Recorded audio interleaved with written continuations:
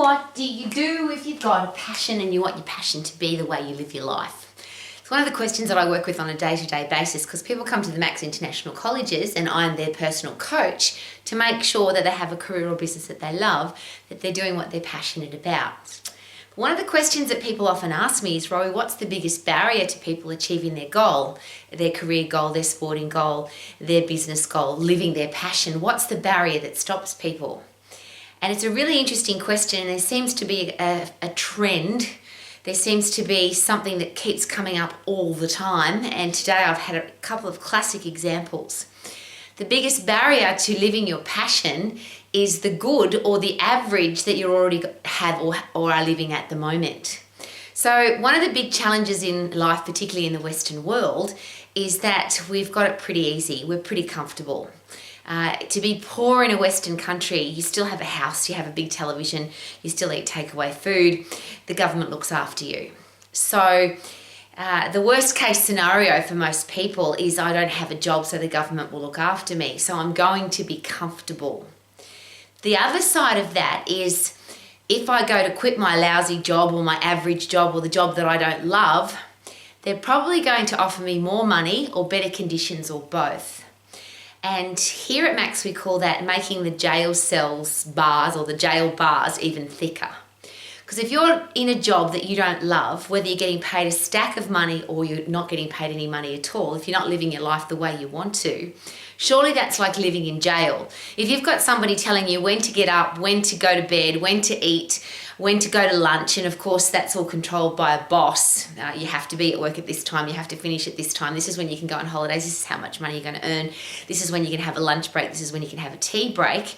To me that sounds like living in jail, a lot like jail. But if they want to pay you more, so you don't like your job, you're not happy with it, but you go and quit because you've got a passion that you want to live, and then your boss or the company offers you twice as, and today the example's been twice as much. So your salary will go from, and this was a classic example, from $80,000 to $160,000 a year. Now they're really thick jail bars, because if you go to your family, your friends, your partner, and you say, I've been offered a career wage increase of double, of $80,000, it's likely that the people in your life will want you to stay in that jail because of the money. So here's a great question to ask. Am I doing my job for the money? Would I still do it for free? So the reverse of that, they've offered to pay me double, but what if they stopped paying me altogether? Would I still go to that job? And if the answer's no, then of course you're doing it for the money. That would be fair, yeah? So if you don't want to be working for somebody else just for the money, is it possible that if you live your passion, if you're doing what you absolutely love, first of all, you won't be living in jail because you can choose your own hours, be your own boss, invest time with the people that you want to invest time with, earn the amount of money that you want to earn. So you'll be in full control of your life. But the beautiful thing about that is, regardless of the money, you wake up every day loving what you do. But is it possible, because you love what you do, because you want to keep getting better at it, training, educating, learning because you love it, that you'll add massive value to people's lives? And of course, that's the sweet spot to life. Do what you're passionate about, keep getting better at it, add massive value to people's lives, live in the middle of that, the sweet spot. And I really bang on about this on a regular basis.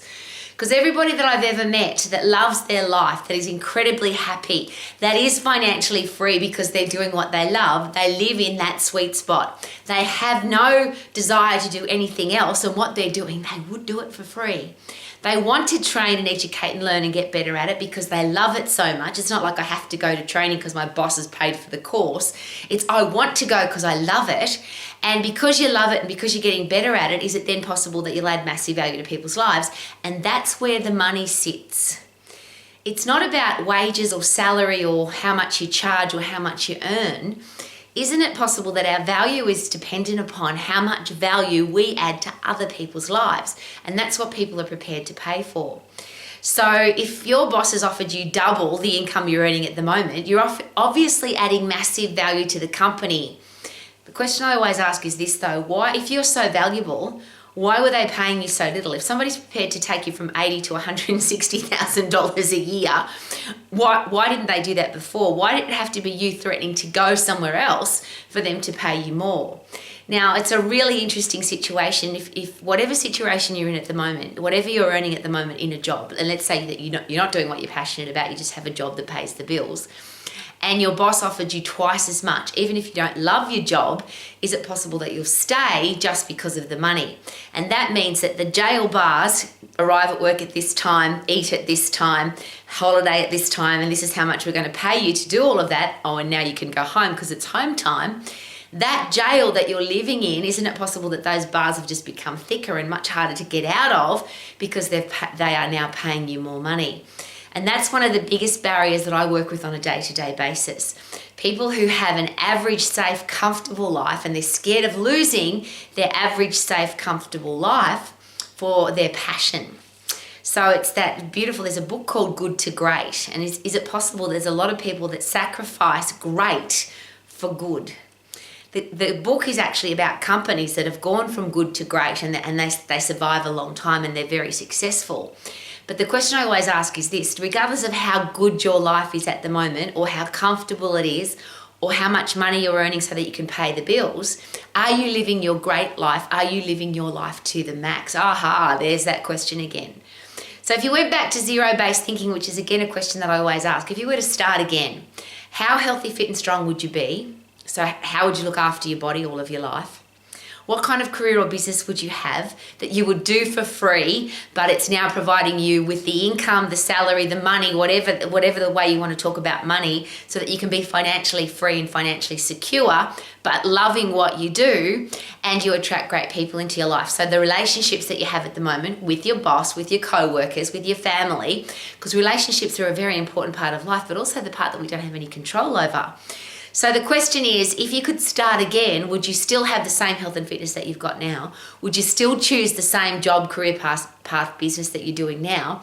Would you be in the same financial situation that you are now because you love the situation you're in? And would you have the same people in your life, the same boss, the same co-workers, the same family members? And I know that you can't change your family, but we can certainly choose how much time we invest or waste or spend with those people.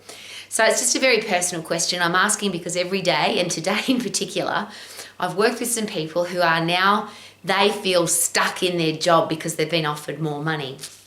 They don't want to stay there, they don't like their job, but they feel like they can't leave, they can't follow their dream, they can't live their passion because somebody wants to pay them so much more money than what they're earning at the moment. So it's a really personal question, and the reason I ask is if you are a parent or a teacher or a coach or a leader and you've got people looking at you for inspiration about how to live their life to the max, would you recommend for somebody to get a job to pay their lousy, stinking, rotten bills and or get a job that's really high paying?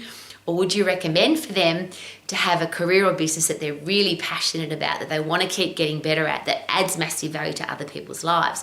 It seems common sense to me, that sweet spot. Something I didn't learn in school, sadly, but as an educator, I'm now every single day, as I shared, banging on about, are you doing what you love? Do you want to keep getting better at it? Are you adding massive value to people's lives? And if that's the way you live your life, is it possible that you will be living your life to the max rather than average or ordinary or good? Because I would not like your life to be good. I would love your life to be awesome. I would love you to be living your life to the max. But what I want is irrelevant, of course. It's what you want for your life. And what example do you want to live for your children? So that's my last question. If you have children, or you have students, or you have people looking into your life, and I have a lot of students and they look into my life, which is why I'm asking the question. Would you want them to have the same life as you? The same health and fitness, the same passion for their career or business, the same financial situation and the same kind of relationships? Because the reason I ask the question is our kids, our future adults, how do they know that they can be healthy, fit and strong, have a career or business they love, be financially free and have great people in their life if they don't have any examples of that? And as I always share, that's been a driving force in my life. If somebody looks into my life, I want them to see somebody that's living their life to the max so they know that they can too. Because when I went looking at 13 years of age, I couldn't find anybody. Now, as I always share, I'm sure there were some people, but I just couldn't find anybody that had their whole life together like that. And that's my driving force for Romax. That's the driving force for the Max International Colleges. The program is designed to make sure that you have a career or business that you love, that you are financially free, that you have great people in your life, but how can you do any of that if you're not healthy, fit and strong, and you're healthy, fit and strong for the rest of your life? So thank you for coming to Romax, and thank you in advance, if you're not already, for living your life to the max so that our future adults can see that it's possible. And I'd love you to sing every day like I do, of course. I feel good, na na na na na na na. I knew that I would now, na na na na na na na. So good, yeah, yeah, so good, because I love my life, woohoo!